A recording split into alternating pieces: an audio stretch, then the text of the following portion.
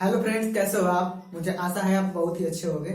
हम लोग सीमेंट पढ़ रहे हैं और सीमेंट में आज हम इस वीडियो में कंसिस्टेंसी के बारे में पढ़ेंगे। कंसिस्टेंसी क्या होता है, ठीक है। तो देखिए, हम लोग जब सॉइल मैकेनिक्स पढ़ते हैं तो सॉइल मैकेनिक्स में हम लोग पढ़ते हैं कंसिस्टेंसी, वहां भी कंसिस्टेंसी पढ़ते हैं। और उस कंसिस्टेंसी के अंतर्गत हम लोग क्या निकालते हैं, हम लोग तीन चीजों को निकालते हैं। पहला होता है श्रिंकेज लिमिट, और दूसरा होता है प्लास्टिक लिमिट, और तीसरा होता है लिक्विड लिमिट, ठीक है। तो सॉइल मैकेनिक्स में हम वहां पे भी कंसिस्टेंसी लिमिट पढ़ते हैं और वहां पे हम लोग तीन चीजें कैलकुलेट करते हैं। तो उन तीन चीजें हैं मेनली, जैसे श्रिंकेज लिमिट, प्लास्टिक लिमिट और लिक्विड लिमिट। तो ये क्या है, ये वाटर की मात्रा है, ठीक है ना। क्या है, वाटर कंटेंट है। अब सॉइल में जो है वाटर इतनी से इतनी, मतलब उसकी लिमिट है कि इतनी मात्रा में रहेगा, इतनी मात्रा में रहेगा तो वो श्रिंकेज लिमिट होगा, इतनी से इतनी के बीच में रहेगा तो वो प्लास्टिक लिमिट होगा, और इस सीमा से अधिक चला जाएगा तो वो लिक्विड लिमिट हो जाएगा, ठीक है। तो जब हम श्रिंकेज लिमिट, प्लास्टिक लिमिट और लिक्विड लिमिट जब हम कैलकुलेट करते हैं और सॉइल उस स्टेज में होती है, प्लास्टिक स्टेट में, लिक्विड स्टेट में और सेमी सॉलिड स्टेट में, तो उस समय सॉइल का अलग अलग व्यवहार होता है, ठीक है। प्लास्टिक स्टेट में होती है तो हम उसे किसी भी आकार में उसे हम ढाल सकते हैं। जब लिक्विड स्टेट में चली जाएगी तो उस पर शियर फोर्स जो है बिल्कुल भी कार्य नहीं करेगा। सेमी सॉलिड में रहेगी तो थोड़ा बहुत लोड बियर कर सकती है, सॉलिड स्टेट में आ जाती है तो पूरा ही लोड बियर करती है। तो ये तो हो गया सॉइल मैकेनिक्स की बात कि हम वहां पे कंसिस्टेंसी लिमिट पढ़ते हैं और मुख्य रूप से हम क्या वहां पता करते हैं, हम लोग वाटर कंटेंट ज्ञात करते हैं, ठीक है ना। तो ठीक इसी तरह से सीमेंट में भी हम लोग कंसिस्टेंसी टेस्ट करते हैं और उस टेस्ट में हम लोग वाटर की मात्रा निकालते हैं कि कितना वाटर की मात्रा इसमें रहे कि हम लोग जो है कंक्रीट बना सके, या और जो भी हमको कार्य करना है वो करने के लिए अच्छा हो और सीमेंट की जो है स्ट्रेंथ भी प्राप्त हो। देखिए, एक चीज बात याद रखिए, आप लोग अभी तक जानते होंगे कि जो सीमेंट की स्ट्रेंथ होती है वो सीमेंट की मात्रा बढ़ाने से बढ़ती है, ठीक है। लेकिन वो बात सही है, लेकिन क्या है कि सीमेंट की जो स्ट्रेंथ होती है वो बहुत ज्यादा कुछ हद तक जो है वाटर की मात्रा पे भी डिपेंड करती है। अगर हम लोग वाटर की मात्रा और बहुत ज्यादा कर देंगे तो सीमेंट की जो स्ट्रेंथ है वो घट जाएगी। अगर बहुत ज्यादा कम कर देंगे तो सीमेंट की स्ट्रेंथ जो है पूरी प्रॉपर तरीके से वो गेन नहीं कर पाएगा। तो सीमेंट में जो वाटर कंटेंट है, पानी की मात्रा है, वो जो है एक इम्पोर्टेंट रोल निभाता है और उसका एक निश्चित अनुपात होता है। अगर वो निश्चित अनुपात में रहेगा तो जो है सीमेंट की स्ट्रेंथ बहुत अच्छी प्राप्त होगी। तो चलिए आइए हम पढ़ते हैं कंसिस्टेंसी टेस्ट के बारे में, क्या होता है कंसिस्टेंसी टेस्ट, ठीक है।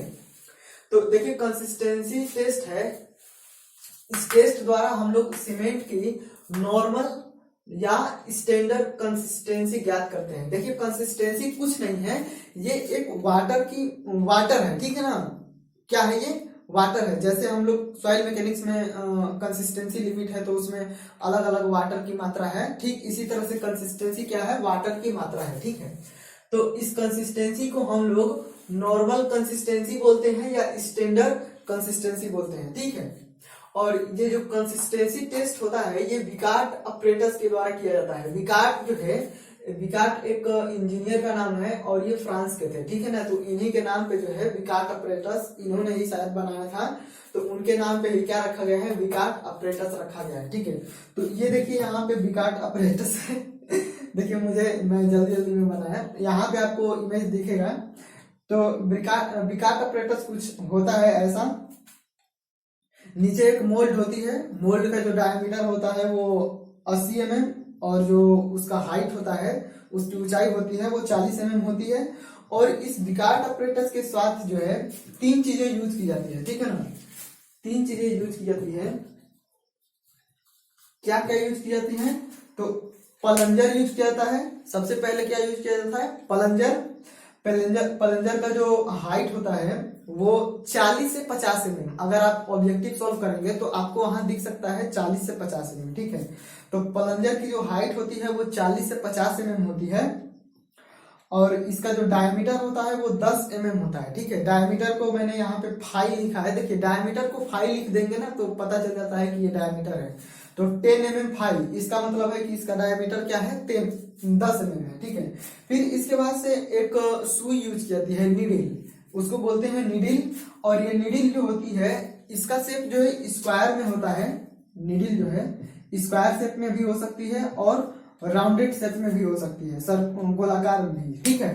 तो ये नीडल का अगर स्क्वायर शेप में है तो भी ये 1 mm का इसका साइड रहेगा, दोनों सबका चारों ओर का। अगर सर्कुलर शेप में है तो इसका जो डायमीटर होगा वो क्या होगा, 1 mm होगा, ठीक है ना। तो 1 mm साइड होगा या 1 mm फाई, यानी कि उसका जो डायमीटर होगा सर्कुलर होगा तो 1 mm होगा। तो ये नीडल हम लोग यूज करते हैं। फिर इसके बाद से हम लोग यूज करते हैं, क्या यूज करते हैं, needle with plunger, sorry collar. तो ये जो चीज बना है इसे हम कॉलर बोलते हैं, ठीक है। क्या बोलते हैं इसे, हम कॉलर बोलते हैं। और ये जो कॉलर की हाइट है वो 10.64 mm है, ठीक है ना। कॉलर की हाइट कितनी होती है, 10.64 mm। और जो कॉलर का डायमीटर होता है, नीचे बेस का जो डायमीटर है वो 5 mm होता है। और ये जो नीडल निकला हुआ है यहाँ इसके सरफेस से, कॉलर के बेस से जो नीडल बाहर निकली हुई है वो 10.5 mm जो है बाहर निकली हुई होती है, ठीक है ना। तो ये एक बार एग्जाम में पूछा भी जा चुका है कि कॉलर के साथ जो नीडल बाहर निकली होती है वो कितनी बाहर निकली होती है। तो 0.5 mm जो है ये बाहर निकली हुई होती है और इसका हम यूज करते हैं। और ये जो नीडल है ना, नीडल का जो ये नीडल क्या होती है, वर्गाकार होती है, ठीक है। तो इसका जो साइड है वो 1 mm का होता है। तो इसको हम यूज करते हैं फाइनल सेटिंग टाइम कैलकुलेट करने के लिए, इसको हम यूज करते हैं इनिशियल सेटिंग टाइम कैलकुलेट करने के लिए, और इसको हम यूज करते हैं कंसिस्टेंसी ज्ञात करने के लिए। तो विकार्ट ऑपरेटर के बारे में मैंने बता दिया। अब चलिए आइए देखते हैं प्रोसीजर क्या होता है। तो प्रोसीजर क्या होता है, सबसे पहले हम 300 ग्राम क्या लेते हैं, सीमेंट लेते हैं। अब सीमेंट में हमने 300 ग्राम सीमेंट ले लिया, तो अब उसमें हम अपनी इच्छा अनुसार क्या करते हैं, पानी मिलाते हैं। आपकी जो मर्जी उतनी इच्छा पानी मिलाइए, कोई दिक्कत नहीं, ठीक है।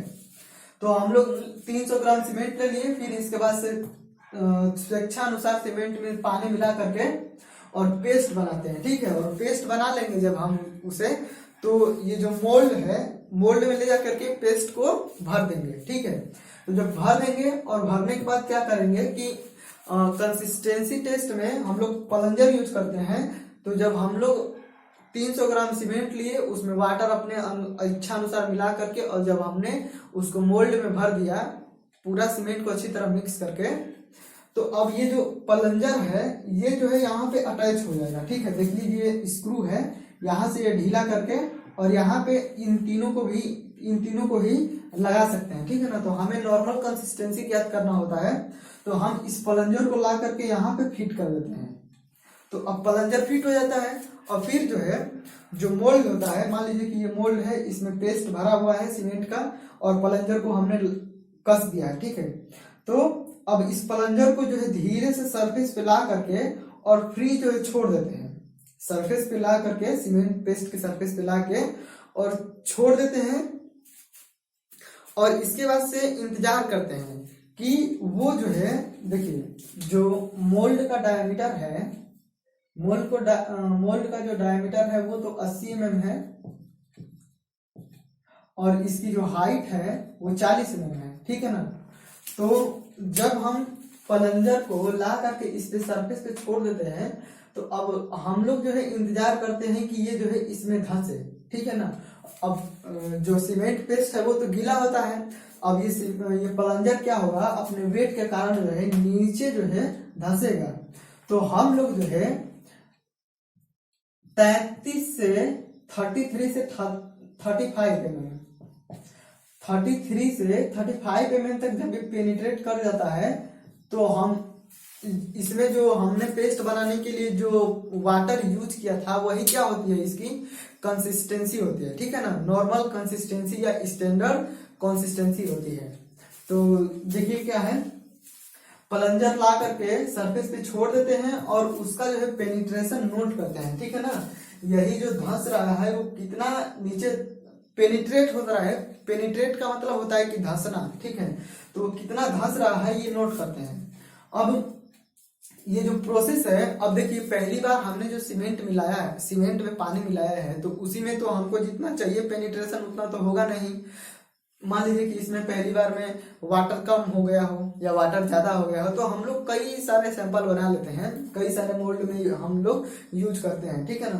पहली बार यूज करेंगे तो उसमें वाटर ज्यादा निकल गया, मान लीजिए कि पूरा सतह पे आ गया, धंस गया, तो अब इसमें वाटर कम करना पड़ेगा, तो हम लोग थोड़ा सा कम करेंगे, फिर चेक करेंगे, अगर और पूरा धंस रहा है फिर तो फिर हम कम करेंगे। अगर देखिए अगर वाटर की मात्रा कम है तो हम उसमें वाटर की मात्रा बढ़ाएंगे। तो ऐसे हम लोग ट्रायल एंड एरर मेथड है, हम लोग ट्रायल करते हैं और धीरे धीरे धीरे करते करते पता चलता है कि नहीं अब एक्यूरेट आ रहे हैं, तो कई बार टेस्ट करना पड़ता है ये। अब फिर क्या करते हैं कि अलग अलग जो है सैंपल पे तब तक करते हैं जब तक कि जो पेनिट्रेशन है वो 33 से 35 जो है प्राप्त ना हो जाए। तो हमको जो है प्लंजर हम ला के इस पे छोड़ेंगे तो ये जो है 33 से 35 के बीच में ये होना चाहिए जो प्लंजर है। तो उसी टाइम जो है उस समय जो है पानी का जो प्रतिशत मात्रा है वही क्या हो जाएगा, नॉर्मल कंसिस्टेंसी या स्टैंडर्ड कंसिस्टेंसी। अब देखिए अब हमने इसमें तो क्या किया है कि पेनिट्रेशन हो गया, मान लीजिए कि 33 से 35 आ गया पेनिट्रेशन। तो अब हम इसका जो है वाटर कंटेंट ज्ञात कर लेंगे, और वाटर कंटेंट ज्ञात कर लेंगे तो वो क्या होती है, वाटर की मात्रा ही होती है। तो हमें पता चल जाता है कि कितनी वाटर हम मिलाएंगे तो ये 33 से 35 पेनिट्रेट करेगा, तो वही क्या हो जाती है, नॉर्मल कंसिस्टेंसी या स्टैंडर्ड कंसिस्टेंसी हो जाती है, ठीक है ना। अब एक चीज ये जो है बहुत ही इंपॉर्टेंट है, ये वाला जो है बहुत इंपॉर्टेंट है। ऑर्डिनरी पोर्टलैंड सीमेंट की जो नॉर्मल कंसिस्टेंसी होती है वो 25 से 30% होती है, ठीक है। ऑर्डिनरी पोर्टलैंड सीमेंट की जो नॉर्मल कंसिस्टेंसी है वो 25 से 30% के बीच में होती है। मान लीजिए कि आपने 300 ग्राम जो है सीमेंट लिया है, तो सीमेंट का जो है 300 ग्राम का 25% निकाल लीजिए या उसका 30% कर दीजिए, तो इसी के बीच में होगी या उससे कम होगी, ठीक है ना, इससे ज्यादा नहीं होगी। तो ऑर्डिनरी पोर्टलैंड सीमेंट जो है मैंने बताया है कि 3 ग्रेड में आता है। ऑर्डिनरी पोर्टलैंड सीमेंट जो है 3 ग्रेड में आता है, एक होता है 33, एक होता है 43 और एक होता है 53। तो इन तीनों की जो नॉर्मल तीनों के लिए जो पानी की मात्रा है वो यही है 25 से 30%, ठीक है। अब नॉर्मल कंसिस्टेंसी की परिभाषा देख लेते हैं। ये तो क्या था, नॉर्मल कंसिस्टेंसी टेस्ट था, ठीक है ना। अब इसकी हम परिभाषा कैसे लिखेंगे, देखिए नॉर्मल कंसिस्टेंसी को हम लोग पी से, कैपिटल पी से जो है डिनोट करते हैं, और ये क्या है, यह पानी की वह मात्रा है, पानी की वह प्रतिशत मात्रा है जिसमें पेस्ट बनाने पर प्लंजर जो है 33 से 35 क्या हो, धंस जाए। तो नॉर्मल कंसिस्टेंसी कुछ नहीं है, ये केवल पानी की मात्रा है। जो प्लंजर हम यूज करेंगे बिकाट अपरेटस में, वो मोल्ड में 33 से 35 तक क्या हो जाए, पेनिट्रेट कर जाए, धंस जाए। यानी कि सरफेस से जो है, देखिए इसकी हाइट है 40 तो सरफेस से 5 से 7 के बीच में ऊपर रहना चाहिए, तब जो है वाटर की मात्रा होगी वही नॉर्मल कंसिस्टेंसी होगी। अब कुछ नोट देखिए, सीमेंट का कोई भी हम जब टेस्ट करेंगे तो सबसे पहले उसकी नॉर्मल कंसिस्टेंसी ज्ञात करेंगे, क्योंकि इसी के आधार पे टेस्ट को जो है करने के लिए हम लोगों को वाटर की मात्रा ज्ञात होगी, ठीक है ना। तो कोई भी टेस्ट करने से पहले हम लोग नॉर्मल कंसिस्टेंसी ज्ञात कर लेंगे। अब कंसिस्टेंसी पानी की मात्रा है और इससे पता चलेगा कि इतना वाटर मिलाएंगे तो हमारे लिए अच्छा होगा, ठीक है ना। तो इस वीडियो में हमने कंसिस्टेंसी टेस्ट के बारे में पढ़ लिया।